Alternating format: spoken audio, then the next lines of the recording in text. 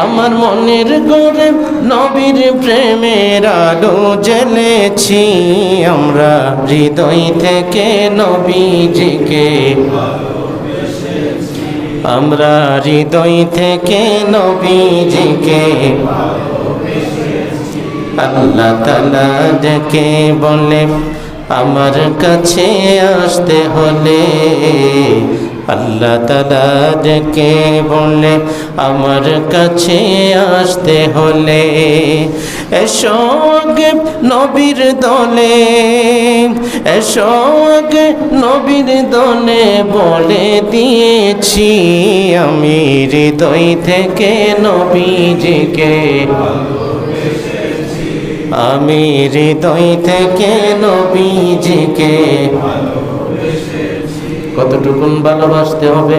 আমার নবী বলেন মা বাবা সহায় সম্পত্তি সবার আগে নবীর প্রীতি মা বাবা সহায় সম্পত্তি সবার আগে নবীর প্রীতি প্রাণের চেয়ে প্রিয় অতি সকলে বলি ইয়া রাসূলুল্লাহ ইয়া হাবিবাল্লাহ প্রাণের চেয়ে প্রিয় অতি তাকে জেনেছি আমি হৃদয় থেকে নবীজিকে ভালো আমি হৃদয় থেকে নবীজিকে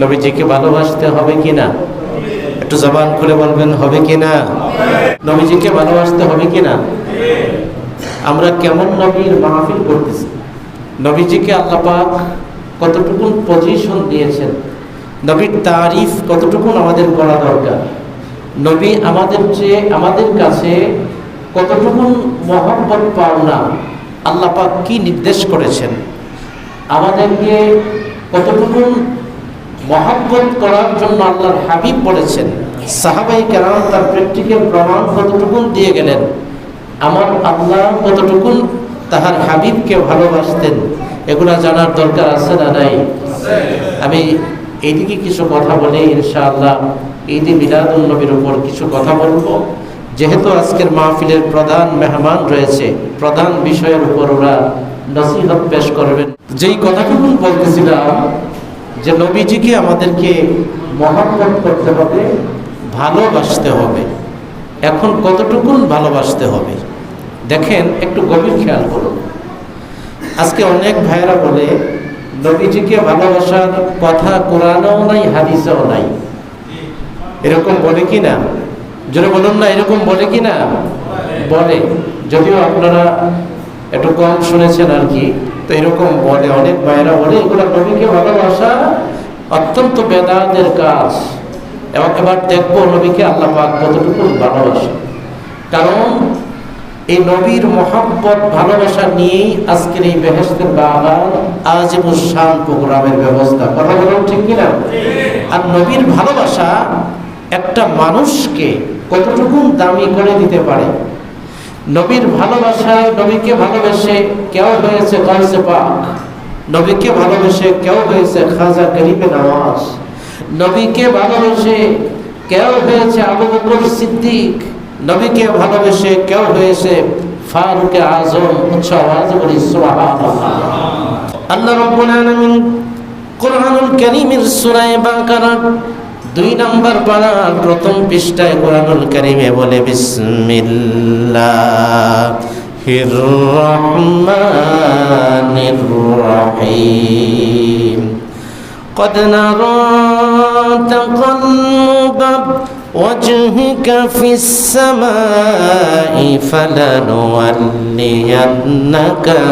قبلة ترضاها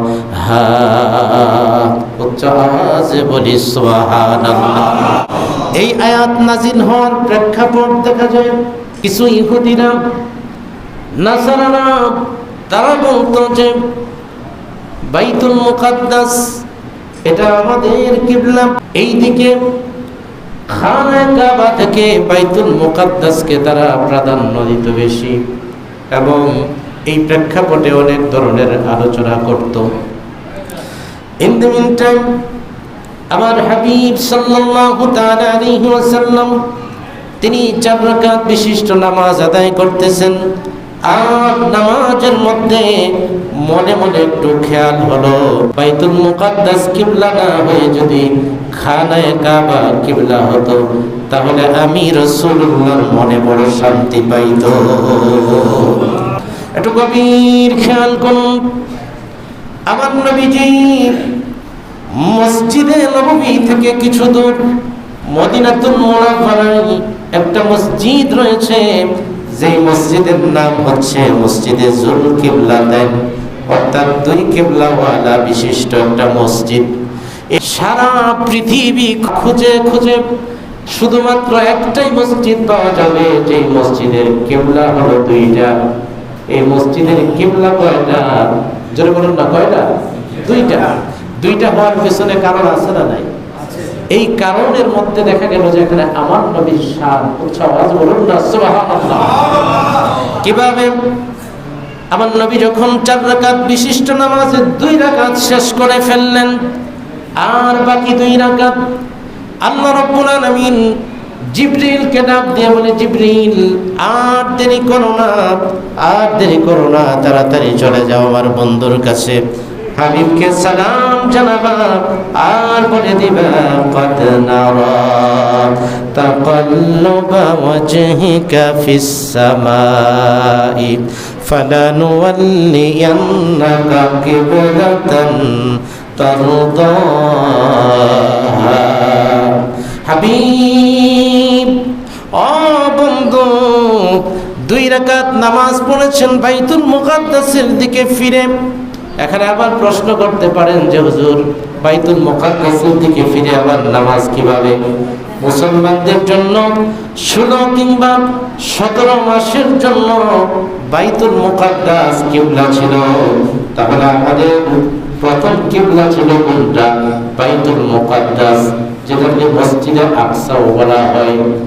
এখানে কোরআনের ভাষায় বলা হয় মসজিদে আকসা, হাদিসের ভাষায় বলা হয় বাইতুল মুকাদ্দাস। এই বাইতুল মুকাদ্দাসের দিকে ফিরে মুসলমানরা প্রথমে নামাজ পড়তো, আর সেই অবস্থার মধ্যে আল্লাহর হাবিব মনে মনে একটু কল্পনা করলেন, বাইতুল মুকাদ্দাস কিবলা না হয়ে যদি খানায়ে কাবা কিবলা হতো আমি রাসূলুল্লাহর মনে বড় শান্তি পাইতো। আমার আল্লাহ রাসূলুল্লাহর মনের খবর জানে কি জানে না? জানে কি না? জিবরিল পাঠাই দিলেন, বললেন যাও আমার হাবিবকে গিয়ে বলবা বাকি 2 রাকাত নামাজ যেন ওনার যেই দিকে ফিরে পড়তে মনে চায়, অর্থাৎ খানায়ে কাবার দিকে ফিরে আদায় করবে। উচ্চ আওয়াজে বলি সুবহানাল্লাহ। তাহলে নামাজ আদায় করতেছিলেন একদিকে, ধরেন এই দিকে নামাজ আদায় করতেছে, আল্লাহ হাবিবের এই মেসেজ পাওয়ার সাথে সাথে, কোরআনের আয়াত নাজিল হওয়ার সাথে সাথে ঠিক উল্টা দিকে ফিরে আবার তিনি নামাজ আদায় করে দিলেন বাকি 2 রাকাত। উচ্চ আওয়াজে বলুন না সুবহানাল্লাহ। তাহলে এই জন্য শায়ের বলতেছেন, খুদা কি রিদা চাহতা হ্যায় দো আলম, खुदा चाहता है रिदाए मुहम्मद। सुबहानाल्लाह बोलুন। तमाम পৃথিবীর আদম থেকে ঈসা রূহুল্লাহ পর্যন্ত সমস্ত নবী রাসূলদের চিন্তা হচ্ছে, আর আমার আল্লাহ সদা সর্বদা ব্যস্ত হচ্ছে তার বন্ধু হাবিবুল্লাহকে কিভাবে খুশি করবে। সুবহানাল্লাহ। এই নবীজিকে কেন আমাদের ভালোবাসতে হবে একটু গভীর খেয়াল করুন। আল্লাহ রাব্বুল আলামিন তার হাবিবকে ভালোবাসা আল্লাহ পাক ফরজ করে দিয়েছেন। কিভাবে? আল্লাহ রাব্বুল আলামিন বললেন, কুল ইন কুনতুম তুহিব্বুনাল্লাহা ফাত্তাবিউনি ইউহিব্বুকুমুল্লাহু ওয়া ইয়াগফির লাকুম যুনুবাকুম আল্লাহু গফুরুর রহিম। উচ্চ আওয়াজে বলি সুবহানাল্লাহ। ও মদিনার মাটি রে তুই যে বড় খাঁটি রে। আমার নবী রসুলের শান ও মান তারিফ করার জন্য হাসান বিন সাবিতকে একটা মিম্বর বানিয়ে দিয়েছিলেন। উচ্চ আওয়াজে বলি না সুবহানাল্লাহ। সেই মিম্বরে দাঁড়িয়ে দাঁড়িয়ে আল্লাহ রসুলের শান মান পাঠ করতেন। উচ্চ আওয়াজে বলুন না সুবহানাল্লাহ। তাহলে আল্লাহ রসুলের শান পাঠ করা এটা সাহাবাই কেরামদের সুন্নত। উচ্চ আওয়াজে বলি সুবহানাল্লাহ। এবং এটা ইমানদারদের আত্মার খোরাক হয়। সুবহানাল্লাহ বলবেন না? ও মদিনার মাটি রে তুই যে বড় খাঁটি রে, বলুন ও মদিনার মাটি রে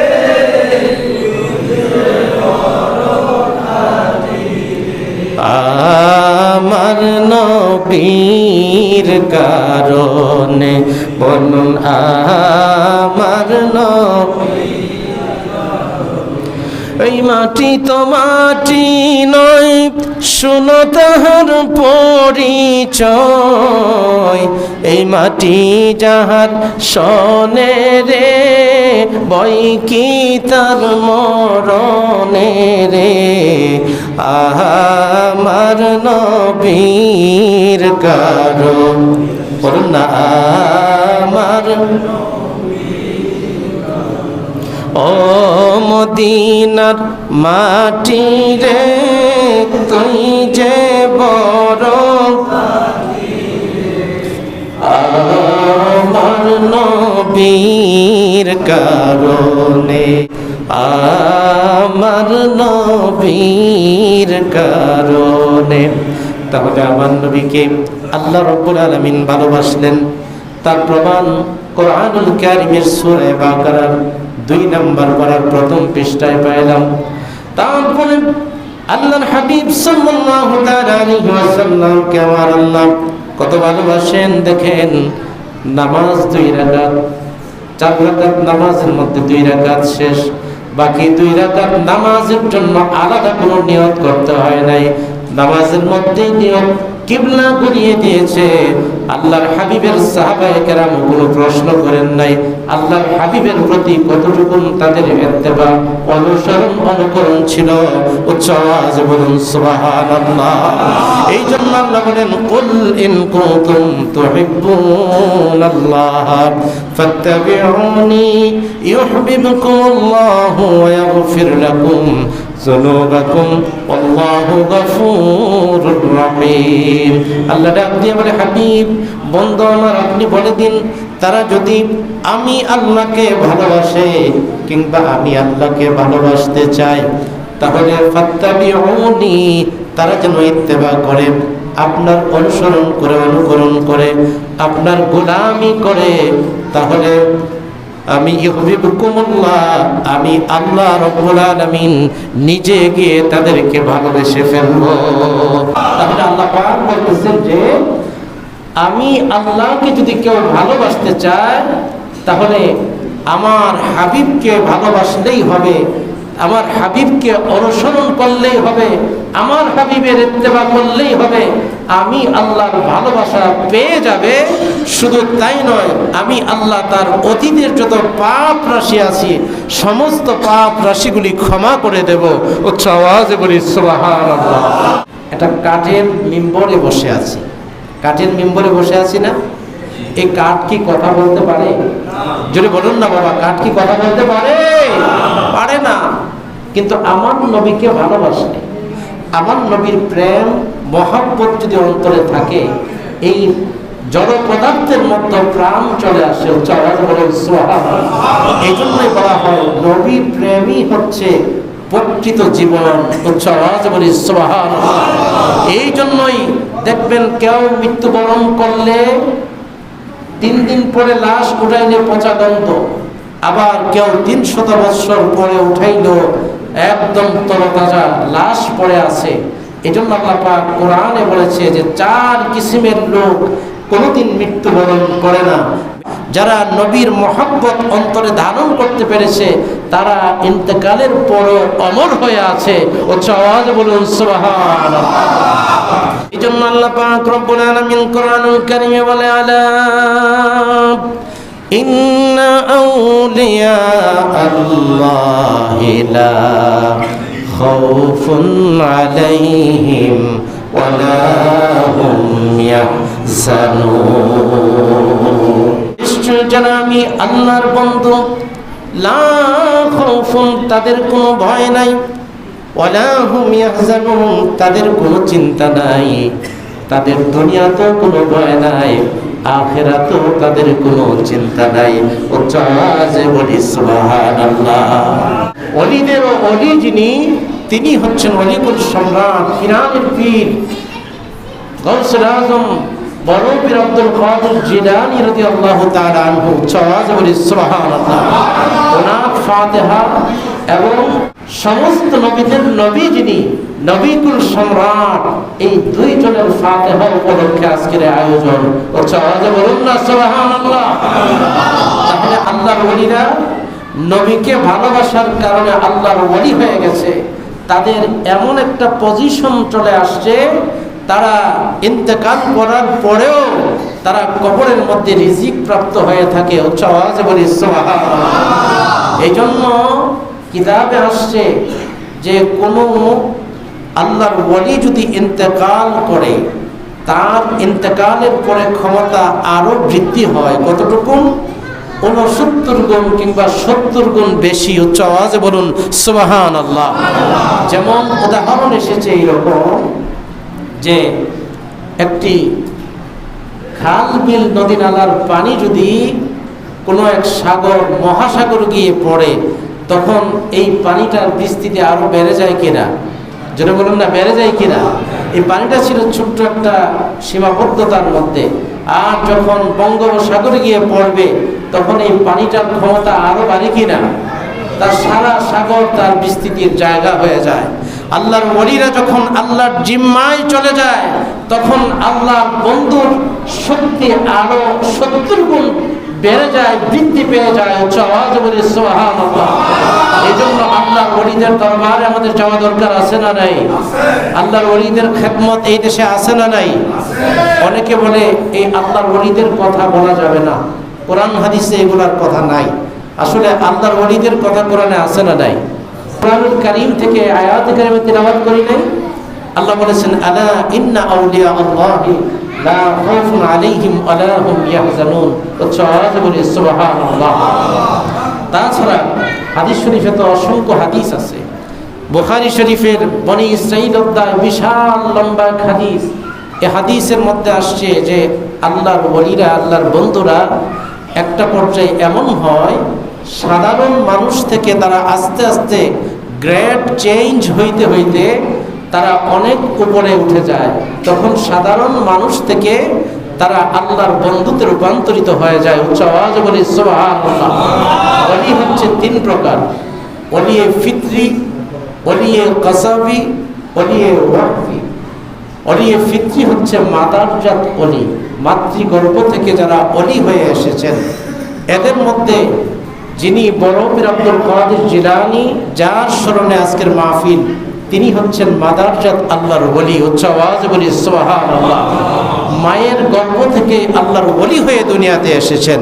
যেমন ওনার একটি কারামত হচ্ছে, ওনা যখন মক্তবে পড়তে গিয়েছেন, উস্তাদ সবক দিচ্ছেন আলিফ, তিনি বা তা সা শেষ করে আরম্ভ করলেন। উস্তাদ সবক দিচ্ছে সূরা ফাতিহা। আউযু বিল্লাহি মিনাশ শাইতানির রাজিম। বিসমিল্লাহির রাহমানির রাহিম। আলহামদুলিল্লাহি রাব্বিল আলামিন। বড় পীর আব্দুল কাদের জিলানী রাদিয়াল্লাহু তাআলা আনহু তিনি পড়তে আরম্ভ করলেন আর রহমানির রহিম মালিক ইয়াউমিদ্দিন ইয়াকা না'বুদু ওয়া ইয়াকা নাস্তাঈন। সূরা শেষ করলেন, বাকারা শেষ করলেন, আলে ইমরান শেষ করলেন। করতে করতে 5 পারা, 10 পারা, 15 পারা, 18 পারা পর্যন্ত একটানা তেলাওয়াত করে শোনায়া দিলেন। উচ্চ আওয়াজে বলুন সুবহানাল্লাহ। উস্তাদ বলে, বাবা আব্দুল কাদের কেন থামলা? বলে আমার মা আমাকে গর্ভ অবস্থায় 18 পারা তেলাওয়াত করেছে বারবার, আর শুনতে শুনতে আমি মায়ের গর্ভ থেকেই পুরাটা হিফজ করে ফেলেছি। উচ্চ আওয়াজে বলুন সুবহানাল্লাহ। আউলিয়া কেরামের কারামত, আউলিয়া কেরামের কারামত সত্য কিনা? যারা বলুন না সত্য কিনা? সত্য। যাই হোক, সেই দিকে আমি আলোচনা করবো না। এই আউলিয়া কেরামের ভূমিকা এই বিশ্বে ইসলাম প্রতিষ্ঠার ক্ষেত্রে আছে না নাই? যারা বলুন না আছে না নাই? একটু জবান খুলে বলতে হবে আছে না নাই? এই ভারতবর্ষে যখন খাজা গরিবে নওয়াজ মাইনুদ্দিন চিশতি এসেছেন, তখন এই ভারতবর্ষে কোনো মুসলমানের তেমন প্রভাব ছিল না। ওনার ইন্তেকালের সময় দেখা গেল প্রায় 90 থেকে 1 কোটি লোক ওনার নামাজে জানাজায় অংশগ্রহণ করেছিলেন। তার মানে খাজা গরিবে নওয়াজ তিনি একা 1 কোটি মুসলমান করেছিলেন। বেদিনকে উচ্চ আওয়াজে বলুন সুবহানাল্লাহ।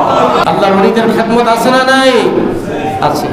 এইভাবে সিলেটের শাহজালাল ইয়ামানি মুজাদ্দিদি 700 বছর আগে যখন বাংলাদেশে আসছেন, গোটা কয়েকটা ঘর ছিল মুসলমান। পশু জবাই করার কারণে, আকিকা দেওয়ার কারণে, গরু জবাই করার কারণে সৈয়দ বুরহানুদ্দিন রহমতুল্লাহ আলাইহির সন্তান গুলজার আলম, যিনি হচ্ছে বাংলার প্রথম শহীদ, যার মাজার সিলেটে রয়েছে, এনাকে শহীদ করে দেওয়া হলো। তাহলে মুসলমানদের অস্তিত্ব এই দেশে কি ছিল না? মুসলমানদেরকে প্রতিষ্ঠা করেছে এই দেশের মধ্যে আল্লাহর আউলিয়া কেরাম। উচ্চ আওয়াজে বলুন সুবহানাল্লাহ। ঠিক এইরকম ভাবে পাকিস্তান শ্রীপুর শরীফ থেকে এসে বাংলার জমিনে যখন জামিয়া প্রতিষ্ঠা করেছে, এই জামিয়ার খেদমত আজকে গোটা বাংলাদেশে বিশ্বব্যাপী আছে না নাই? জোরে বলুন না আছে না নাই? এই করোনাকালীন সময়ে গাউসিয়া কমিটির যে খেদমত, এটা আপনারা তো জানেন কি না? আমার গাউসিয়া কমিটির যারা কর্মকর্তা আছেন, ওনারা আছেন, জানেন যে গাউসিয়া কমিটির খেদমত এই বাংলাদেশে শুধু মুসলমানদের নয়, বেদুইনদের মধ্যেও ছিল। কথা বলুন ঠিক কিনা? আউলিয়া কেরামের খেদমত এই ইসলাম প্রতিষ্ঠার ক্ষেত্রে, মানবতা প্রতিষ্ঠার ক্ষেত্রে, দ্বীন ইসলাম বিস্তৃতির ক্ষেত্রে সব দিকে আউলিয়া কেরামের অবদান আছে না নাই? জোরে বলুন না আছে না নাই? আছে। তাহলে অনেকে বলে যে আউলিয়া কেরামের কথা কোরআন হাদিসে নাই। এই কিচ্ছা কাহিনী হুজুররা কোথায় পায়? কোরআনুল কারীমের মধ্যে 500 আয়াত হচ্ছে নামাজ, রোজা, হজ, যাকাত, শরীয়তের যত আহকাম আছে 500 আয়াত দ্বারা সীমাবদ্ধ রেখেছে। আর বাকি 6166 খানা আয়াত হচ্ছে নবীদের কিচ্ছা, ওলিদের কিচ্ছা। উচ্চ আওয়াজে বলুন সুবহানাল্লাহ। তাহলে আমাদেরকে নবীকেও মানতে হবে, আউলিয়া কেরামদেরকেও মানতে হবে। কারণ এই দেশে কোনো নবী রাসূল ইসলাম নিয়ে আসে নাই, এই দেশে ইসলাম নিয়ে এসেছে আল্লাহর আউলিয়া কেরাম। উচ্চ আওয়াজে বলুন সুবহানাল্লাহ। যে নবীর ভালোবাসা একটা মানুষকে কতটুকু মর্যাদাশীল করে দিতে পারে, কতটুকু দামি বানিয়ে দিতে পারে। উস্তাদে হান্নানা নামক একটা খেজুর গাছের টুকরা আছে। এই টুকরাটা মদিনা শরীফে মসজিদে নববীতে আমার নবী ওই খেজুর গাছের টুকরায় ভর করে তিনি খুতবা পাঠ করতেন। যখন এই খুতবাটা পাঠ করা অবস্থায় এই খেজুর গাছের টুকরা যখন ভর করতেন, একটা সময় এই খেজুর গাছের টুকরাটাকে রেখে দিলেন। যখন কাঠের মিম্বর কিংবা সিঁড়ি বানানো হলো, ওই মিম্বরে দাঁড়িয়ে যখন খুতবা দেওয়া আরম্ভ করলেন, তখন ওই খেজুর গাছের টুকরাটাকে রেখে দেওয়া হলো। রেখে দেওয়ার কারণে মসজিদে নববীতে আমার নবীজি খুতবা দিচ্ছেন, মসজিদ ভরপুর মানুষ। এমনিতেই দেখা গেল কান্নার আওয়াজ শোনা যাচ্ছে। কিসের আওয়াজ?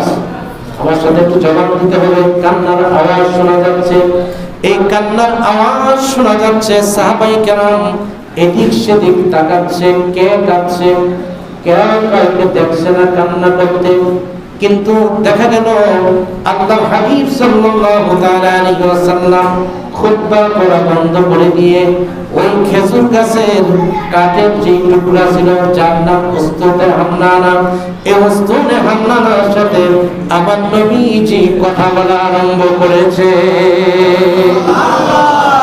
রহমতে আলম নবী নূরে মুজাসসাম, সাহাবীরা আতর বানাই ওই নবীজির গান বলুন। রহমতে আলম নবী নূরে মুজাসসাম, সাহাবীরা আতর বানাই ওই নবীজির গান। শোনো মানব জানো কেমন আমার নবীজি, যাহার জন্য পাগল চন্দ্র সূর্য তারকারাজি। আরো শুনবানি সুন্দর কাহিনী, আরো শুনবানি সুন্দর কাহিনী, জান্নাতেরই রুমে রুমে লেখা নবীর নাম, জান্নাতেরই রুমে রুমে লেখা নবীর নাম। রহমতে আলম নবী নূরে মুজাসসাম, সাহাবীরা আতর বানাই ওই নবীজির গান। উস্তুনে হান্নানা একটা খেজুর গাছের নাম, যাকে ধরে খুতবা দিতেন রাসূল আকরাম। সুবহানাল্লাহ বলি।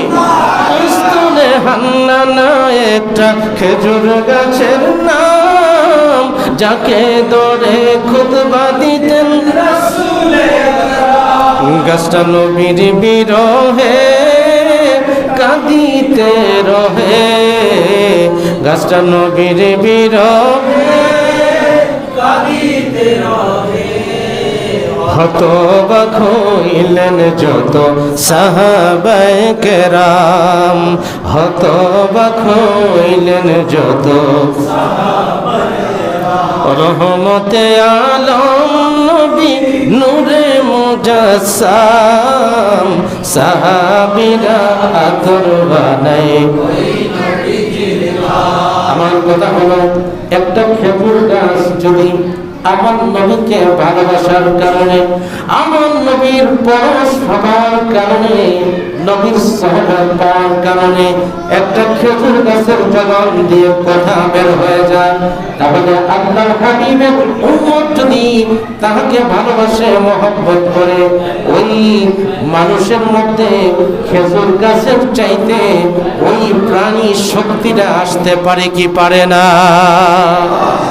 এই প্রেম এই মহব্বত অন্তরে যারা ধারণ করতে পেরেছে তারাই হয়েছে গাউসে পাক, তারাই হয়েছে খাজা গরিবে নওয়াজ, তারাই হয়েছে শাহজালাল ইয়ামানি, তারাই হয়েছে সৈয়দ আহমদ শ্রীকুটি, তারাই হয়েছে তৈয়ব শাহ হুজুর কেবলা উচ্চ আওয়াজে বলুন সুবহানাল্লাহ, তারাই হয়েছে শাহনশাহ আদালত শাহ আমানত, তারাই হয়েছে মুফতি খাজা গরিবুল্লাহ। কথা বলুন ঠিক কিনা?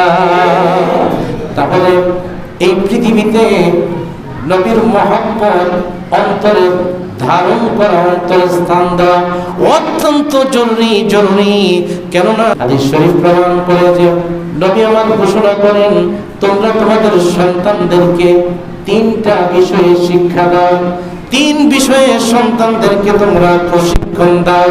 হুব্বি নবিয়িকুম, নবীর মহব্বত তোমরা শিক্ষা দাও। হুব্বি আহলে বাইতিহি, আমার নবীর আহলে বাইতের মহব্বত শিক্ষা দাও। ওয়া কিরাআতিল কুরআন, তারপরে বলা হয়েছে তোমরা তোমাদের সন্তানদেরকে কোরআনে কারীমের শিক্ষা দাও। উচ্চ আওয়াজে বলি সুবহানাল্লাহ। এই হাদিস দ্বারা প্রমাণ হলো প্রথমে একটা মানুষের অন্তরটাকে সাজাইতে হবে নবীর প্রেম দিয়ে। কেননা আদম আলাইহিস সালামের যখন বডি তৈরি করা হলো আর ওই বডিতে যখন রূপ দেওয়া হলো, ওই বডি ছিল অন্ধকার, ওখানে গিয়ে রূহ স্থান পায় না। যখন বডির মধ্যে নূরে মুহাম্মদী দেওয়া হলো, তখন আদম আলাইহিস সালামের দেহ মুবারকে ওই রূহ স্থায়ী মৃত্যু লাভ করলো। উচ্চ আওয়াজে বলি সুবহানাল্লাহ। যদি আমাদের সন্তানদেরকে মানুষের মতো মানুষ বানাইতে চাই, আমার নবী যে একটা প্রেসক্রিপশন করে গিয়েছেন যে সন্তানকে যদি মানুষের মতো মানুষ বানাইতে চাও, তাহলে আমি নবীর কথাকে তোমরা মান্য করো। এই জন্য আল্লাহ বলছেন, লাকাদ কানা লাকুম ফি রাসূলিল্লাহি উসওয়াতুন হাসানা। উচ্চ আওয়াজে বলি সুবহানাল্লাহ। আমার নবীর জীবনের মধ্যে, আমার নবীর জীবনের মধ্যে রয়েছে তোমাদের জন্য সর্বোত্তম আদর্শ। নবীর জন্ম থেকে আরম্ভ করে একদম ইন্তেকাল পর্যন্ত গোটা জীবনের প্রত্যেকটা দিক তোমরা যদি তালাশ করো, প্রত্যেকটা সেক্টর থেকে তোমাদের জন্য উত্তম আদর্শ রয়েছে। আমাদের কি করতে হবে? নবীর প্রেম অন্তরে ধারণ করতে হবে, সন্তানদেরকে শিক্ষা দিতে হবে। নবী আমার বলেছে, হুব্বি নবীকুম, তোমাদের সন্তানদেরকে আমি নবীর মহব্বত শিক্ষা দাও। কেন বলেছে? আজকে দেখবেন সন্তান মা বাবাকে অপমানিত করে, লাঞ্ছিত করে, বেইজ্জত করে বৃদ্ধাশ্রমে রেখে দিয়ে আসে। এরকম দৃশ্য আছে না নাই? শুধু তাই না, সন্তান ওই মাতা পিতাকে প্রহার পর্যন্ত করে ঘর থেকে বের করে দেয়। এরকম দৃশ্য বাংলার বুকে আছে না নাই? নারে তাকবীর, নারে রিসালাত। মাশাআল্লাহ। এবার দুইটা ভাগে বিভক্ত করি। এবার যুবক ভাইয়েরা যারা তারা এক ভাগ, মুরব্বী বাবারা যারা তারা এক ভাগ। এখন আমি মুরব্বী বাবাদের কাছ থেকে পরে শুনবো, যুবক ভাইয়ের একটা জোরে তাকবীর দিবেন, মুরব্বীরা আবার বাদ জোরে দিই। নারে তাকবীর, নারে রিসালাত, নারে গাউসিয়া। মাশাআল্লাহ, মোটামুটি হয়েছে। এবার মুরব্বী বাবারা নারে তাকবীর, নারে রিসালাত। মুরব্বীরাও কম না, পুরান চাইল বাদে পারে। কথা বলুন, ঠিক কিনা? এবার বাপ পুতে যদি মিল্লা যায়, আওয়াজটা আরো ভালো হবে না? এবার সবাই মিলে একটা তাকবীর দেয়, নারে তাকবীর, নারে রিসালাত, নারে গাউসিয়া। পবিত্র জশ্নে ঈদ মিলাদুন নবী, ফাতিহায়ে আজদহম, নারে তাকবীর।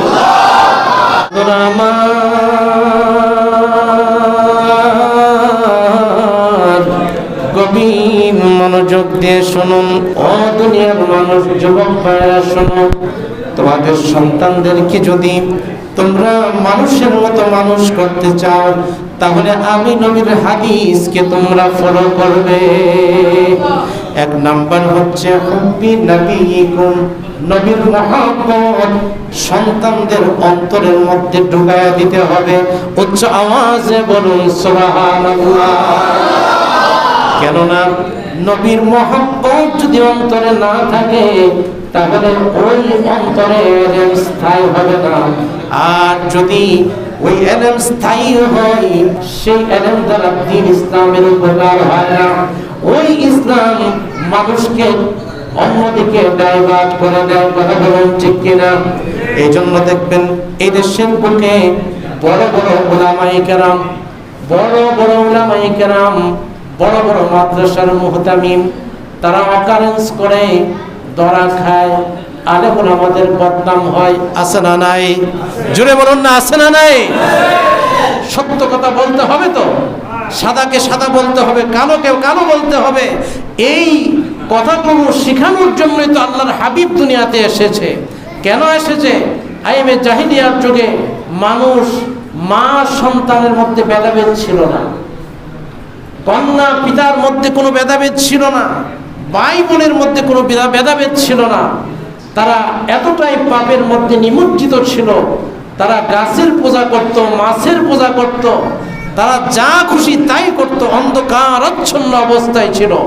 আল্লাহ রাব্বুল আলামিন বলেন আমার হাবিবকে পাঠাইলাম ওয়ায়ুযাক্কিহিম, তাদেরকে পবিত্র করবে, ওয়ায়ুআল্লিমুহুমুল কিতাব ওয়াল হিকমা, জ্ঞান বিজ্ঞান শিক্ষা দিয়ে দ্বীনের পথে ইসলামের পথে ডাকবে, ইসলামের সুশীতল ছায়া নিচে তাদেরকে আশ্রয় দিবে, সত্যকে সত্য শেখাবে, মিথ্যাকে মিথ্যা শেখাবে। এই হক ইনসাফ প্রতিষ্ঠা করার জন্যই আল্লাহ রাহমাতুল লিল আলামিন নবীকে প্রেরণ করেছেন। উচ্চ আওয়াজে বলি সুবহানাল্লাহ। যেই কথাটুকু বলতেছিলাম যে নবীর মহব্বত যদি অন্তরে না থাকে তাহলে এই এলেম দ্বারা ফায়দা লাভ করা যায় না। এই এলেম কোরআন তেলাওয়াত করে শিখে মানুষ বিভ্রান্তির দিকে নিয়ে যাচ্ছে, মানুষকে বিভিন্ন দিকে ডাইভার্ট করে দিচ্ছে। এরকম আছে না নাই? জোরে বলুন না, আছে না নাই? আছে। উলামা ওয়ারাসাতুল আম্বিয়া হতে চাও তাহলে আমার নবীর আদর্শকে অনুসরণ করো, নবীর হাদিসকে ফলো করো, তাহলে ওই সন্তান কোনোদিন মাস্তান হবে না, চাঁদাবাজি হবে না, দুর্নীতিবাজ হবে না। ওই সন্তান সোনার মানুষে রূপান্তরিত হয়ে যাবে। প্রেসক্রিপশন কয়টা? 3টা। 1 নাম্বার ট্যাবলেট হচ্ছে নবীর মহব্বত শিক্ষা দাও সন্তানদেরকে। 2 নাম্বার হচ্ছে আমার আহলে বাইতের মহব্বত শিক্ষা দাও। 3 নাম্বার হচ্ছে কোরআনুল কারীমের শিক্ষা। উচ্চ আওয়াজে বলি সুবহানাল্লাহ। প্রথমে নবীর মহব্বত, 2 নম্বরে আহলে বাইতের মহব্বত, 3 নম্বরে বলেছে এবার দ্বীন ইসলাম তাকে শিখাও, তাহলে এই ইসলাম দ্বারা মানুষ উপকৃত হবে। উচ্চ আওয়াজে বলি সুবহানাল্লাহ।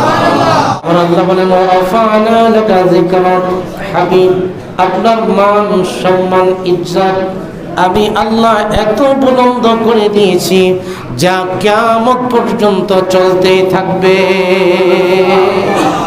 এবার কোরআনুল কারীমে প্রত্যেকটা রন্ধ্রে রন্ধ্রে যদি গবেষণা করা হয়, প্রত্যেকটা আয়াতে আয়াতে আমার নবীর তারিফ রয়েছে। সুবহানাল্লাহ বলি। আল্লাহ পাক রব্বুল আলামিন কোরআনুল কারীমে একটা জায়গা তো তার হাবিবকে নাম ধরে রাখেন নাই।